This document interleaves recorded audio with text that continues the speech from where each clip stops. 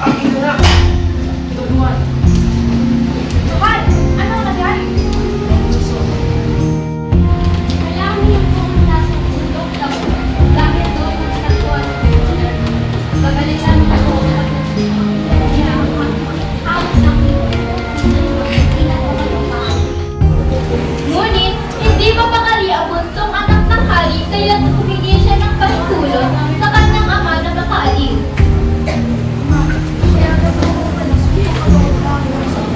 Hindi ko matiis na makita ang ganun kalagayan mo habang ako walang ginagawa.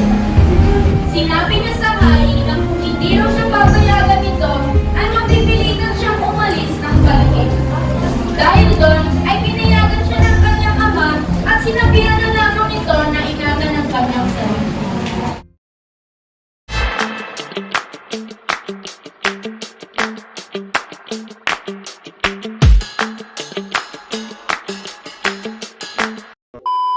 Ikawalong kabanata, pagtatamsin ng dalawang kapatid. Nang pabalik na ang tatlo sa kanilang kaharian, nagkaroon ng matinding pagkaingil si Don Pedro kay Don Juan. Naisip niya na kapag sila ay nakabalik sa Bourbon at ng amang hari ng gusto anak. Ang nakahuli ng ibon ay lubos na mapapahiya siya dito. Dahil dito, naisip niyang patayin si Don Juan at gusto magkasama kay Don Diego. Diego, alam mo naman ang mangyayari sa ating pagbalik ng Bourbon. Paniguradong mananagot tayo sa ating ama pag nalaman niya ang nasiwalan na kauri ng libro ng hindi tayo. Dapat ba natin patayin na siya? Ano? Ang ating kapatid ay papatayin mo dahil lang sa ayaw mong mapahiya sa ating buong kaharian? Nasisiraan ka na ba ng iyong bait, Ginoo? Ano? Kahit ko ba hindi?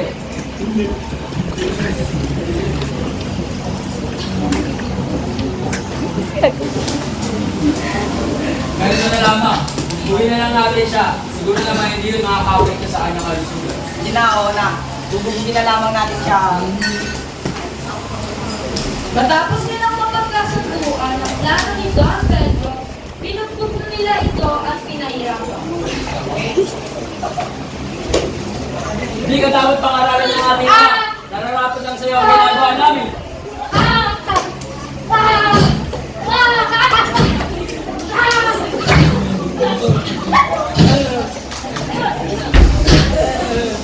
Kawawa naman yung escort ko.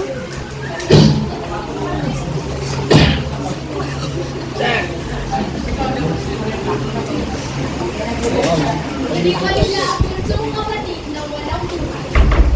Pagkatapos ay dinala nila ang ibong habang nasa hawla at umuwi sa Bourbon. Siya mag-video. Ikasyam na kabanata, pananahimik ng ibong agana. Natuwa ang amang hari nang makita ang mga anak at ang panganay na may dala ng ibon. Ngunit tinanong niya ang dalawa kung nasaan ang kanilang bunsong kapatid. Sa inyong palagay, ano ang isasagot ng dalawa? Ito nga. Ama, Ina. Mga anak, Diego. Nasa mga kapatid. Ama, hindi namin nuwari kung nasan siya. agad na nalungkot si Haring Fernando nang sinabi nilang hindi nila kasama ang kanilang bunsong kapatid. Samantala ay ayaw umamit ng ibong Adana. Pumangit ang kanyang anyo at nagmukhang lugo-lugo. Hindi na nagalit tanga ang hari. Bigla niyang naaalala ang panag-inip tungkol sa dalawang taksi na pumatay kay Don Juan. Halos mamatay sa dalanghati ang hari. Sa hindi inaasahang pangyayari, hindi agad gumaling ang hari dahil ayaw umawit ng ibon. Iniintay niya ang nakahuli sa kanya, si Don Juan. Ikasampung kabanata, hinagpis ni Don Juan. Sa kabilang dako ng kwento, nakihinang gumagapang sa damuhan si Don Juan. Namamaga at masakit na masakit ang kanyang buong katawan. Gutom na gutom at uhaw na uhaw rin. Sa pangyayari niyon, wala siyang nagawa kung hindi ang pagdasal sa may kapal at perfectaryo. Hindi siya makalakad at makatayo, kaya iyon na lang ang natuklasan niyang paraan upang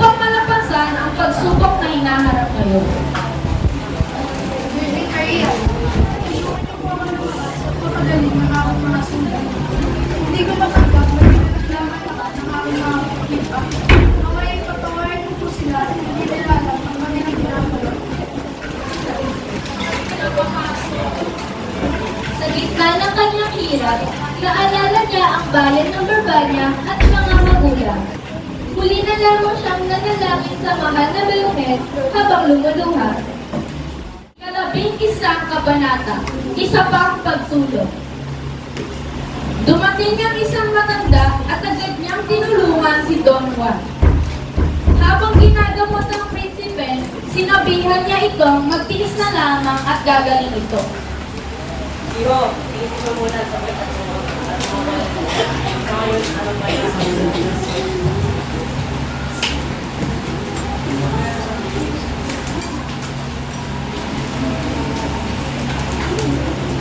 Sa kasamaang palad ay hindi nakilala ni Lumakas si Don Juan, nawala ang mga sugat at gumaling ang mga nabalik buto. Lubos-lubusan siya nagpapasalamat sa matanda. Salamat po ng maraming labas. Kapasiyan ako ng bigas.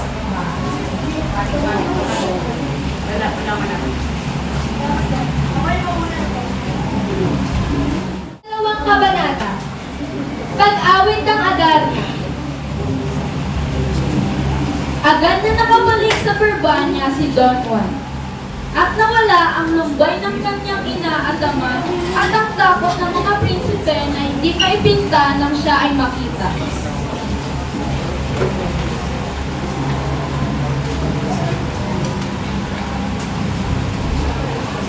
Anak? Anak? Ano ang nangyari sa'yo? Ayos ka lang ba? Ayos lang po ako yun. Ang ama, nasaan po?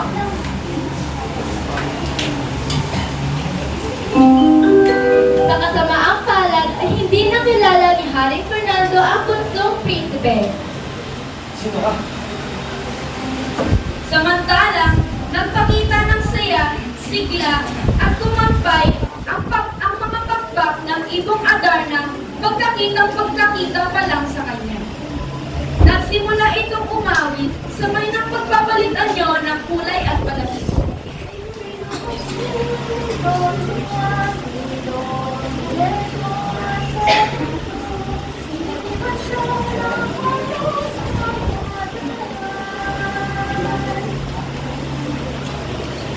Sa pag-awit ng Adarna, buong-buo niyang isinalaysay ang mga pangyayari kasama ang pagtataksil ng dalawang nakakatandang kapatid kay Don Juan.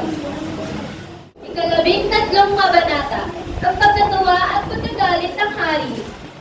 Dahil sa awit ng ibong Adarna, biglang lumakas ang hari. Tumayo at nakita ng lahat na parang hindi nagkasakit. Ngunit, ipinakita rin niya ang matinding galit sa dalawang panganay na anak dahil sa narinig na salaysay ng ibon. Ako hindi magpagawa sa inyong ginawa. Ako hindi magpagawa sa inyong ginawa. Narapat na kayo para sa akin. Kapawin ko lahat ng mga natanin niyo sa kariyang ito. Magaling sa Aba, hindi pwede ito. Anak ko rin kami. Pedro, itatak mo ito sa inyong utak. Walang anak na mamatay tao. Subalit sadyang maaawain si Don Juan. Nakiusap siya sa amang hari na patawarin na lamang ang mga kapatid dahil mahal niya rin ang kanyang mga kapatid. Ma, patawarin mo na po sila. Ako naman ay isa. Mahal ko po sila. Hindi ko po kakayanin na makita silang tinaparusahan. Sigurado ko ba?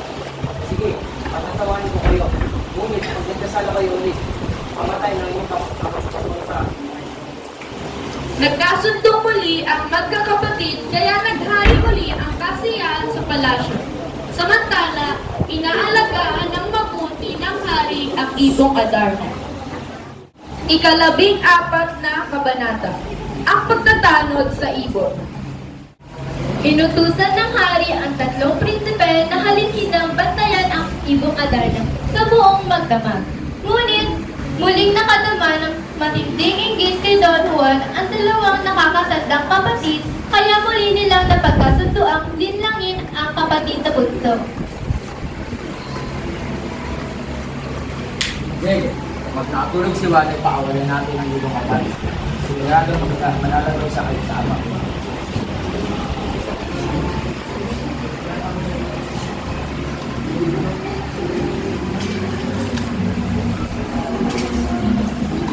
Di man oras ng pagbabantay, Ginising nila si Don Juan at nang makatulog ito ay pinakawalan nila ang ibon.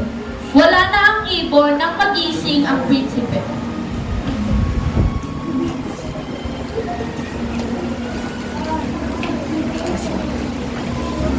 Ano? Nasaan na ang ibon? Narito lang ito kahapon. Bilis! Nautakan na naman ako ng aking mga kapatid. Aalis na nga lang ako sa kayanan. Baka mapahamak pa ang aking mga kapatid. Dahil sa nangyari ay nilinisan na lamang niya ang kaharian upang maiwasan ang pagtatanong ng amang hari tungkol sa muling pagtataksin ng mga nakakatandang prinsipe. Pedro at Diego, kasi na mga ibon. Mga ibon. Hindi namin mawari kung nasa ng ibon. Alam ni Juan na nagsisinungaling ang dalawang panganay, kaya naman umalis na ito sa kanilang harian. Ika-15 kabanata, pagkikita sa Armenia. Nanirahan naman si Don Juan sa bundok ng Armenia. Isang lugar iyon na kaakit-akit, tahimik, at masaya dahil sa pag-awit ng iba't ibang ibon, lagaslas ng batis, sariwang hangin, at mababangong bulaklak. Doon naman siya natagpuan ng kaniyang mga kapatid. Grabe ang taglay na kagandahan ng lugar na ito. Pedro, Diego. Pedro, Diego, ano ginagawa niyo dito?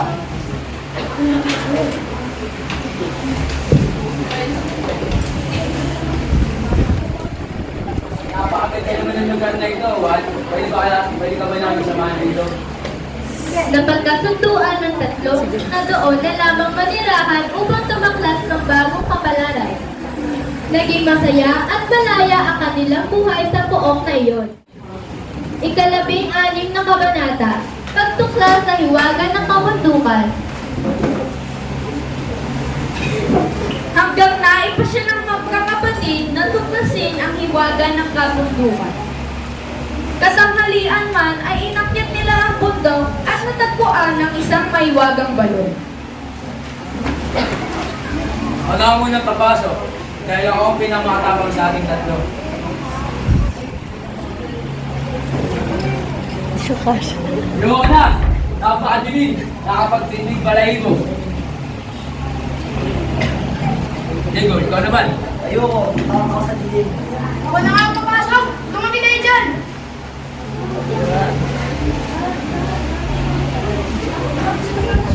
Tanging si Don Juan lamang ang nagtagumpay sa pagsulong sa balon dahil sa kanilang itong tibay ng loob.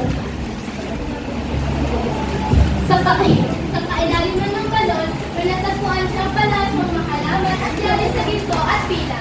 17 kabanata, pagsibol ng unang pag-ibig.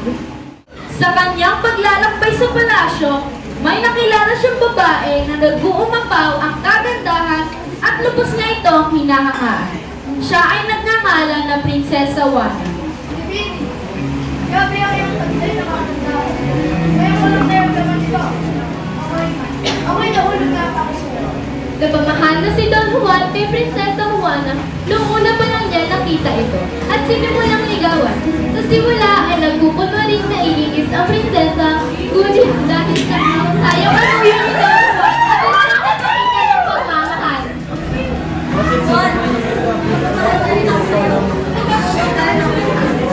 Talaga ba? Napakasaya ko ngayon, Juana. Mahal na mahal kita. Pangalawa, Juana, hindi kita iiwan. Ikaw ay aking makakasal.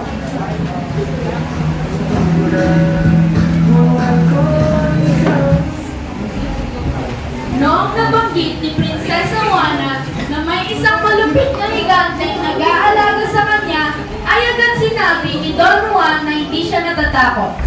Maya-maya pa ay dumating ang higante at naamoy ang prinsipe. Uy, anong ginagawa mo sa aking prinsesa?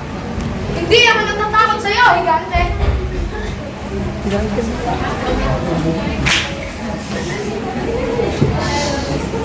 Nagsimulang maglaban ang higante at ang prinsipe. Tuwang-tuwa ito, ngunit matapang din na lumaban sa sa kanya si Don Juan hanggang ito ay mapatay na na.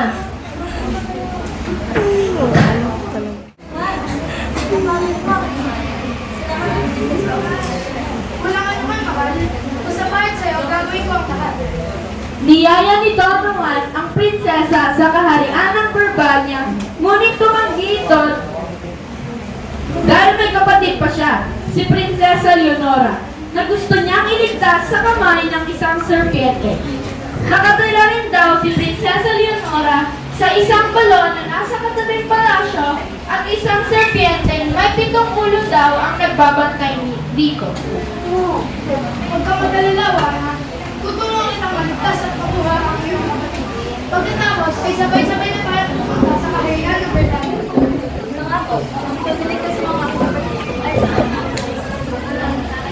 Ikalabing-walong kabanata, ang kapatid na prinsesa.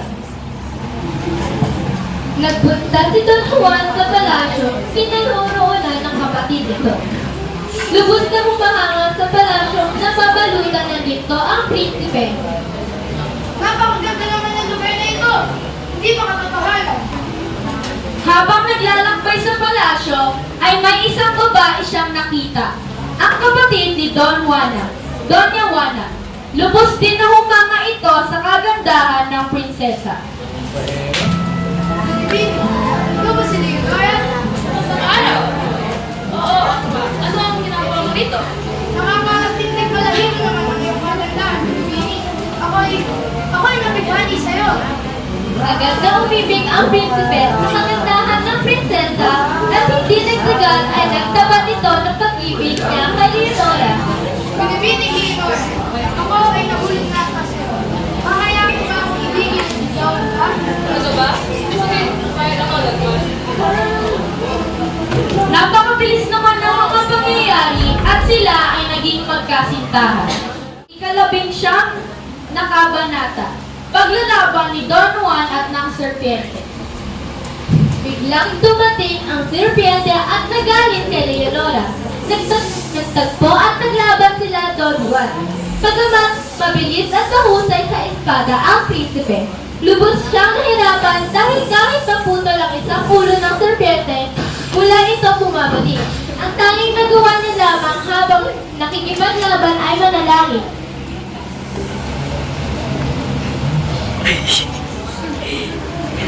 Noong mabinigay ni Prinsesa Leonora ang balsamo na maibubungo sa mapuputol na ulo ng serpiente upang hindi na ito muling titikip sa katawan ng ahas.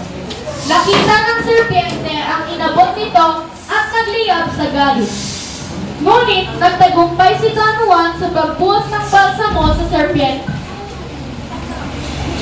Pagkatapos nun, ay pinagpano nila ang nag-iintay na kapatid ni Leonora, si Juana. Kadalawampu na kabanata, muling pagkaingit ni Don Pedro. Umahon muli si Don Juan at ang dalawang prinsesa mula sa balon.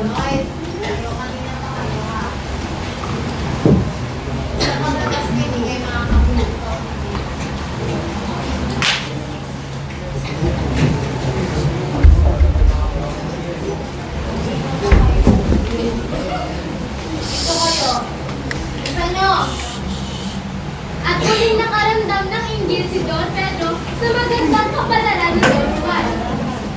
Siya ay humanga na rin kay Prinsesa Leonora. Umiibig. Juan, napakaganda naman ang binibining iyong kasama. Ano ang kanyang pangalan? Leonor! Leonor ang kanyang pangalan, di ba? Kaya sabay-sabay na tayong uuwi sa Bernardo. Pauwi na sila sa Burbania nang biglang naalala ni Leonora ang kanyang singsing na diamante na pamana ng kanilang ina. Ano, Juan? Naiwan ko ang aking singsing na diamante. Ano? Ang pamana ng ating ina? Leonora, ba't gano'n yan doon? Naiwan niya iyon sa ibaba ng lamesang nasa balon. Natatanging ang kanyang lubong engkantada ang nadala niya dahil sa pagmamadaling makalabas. Nang malaman ito ni Don Juan, agad siyang nagtali sa balwang upang bumaba sa balon.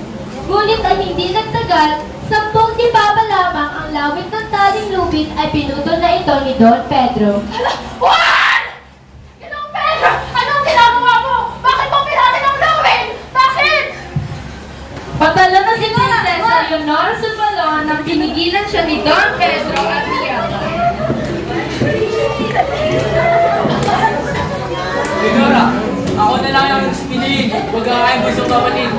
Bibigay ko sa'yo yan. Lahat, ito yung nakikululuan ka na yan. Mga kapatid mo, talagang minamahal ko, Don Pedro. Makawalan mo na ako parang ako mo na. Kailangan ko si Juan! Si Juan! Noon na ay bumalik sina Don Pedro, Don Diego, kabilang sina Prinsesa Juana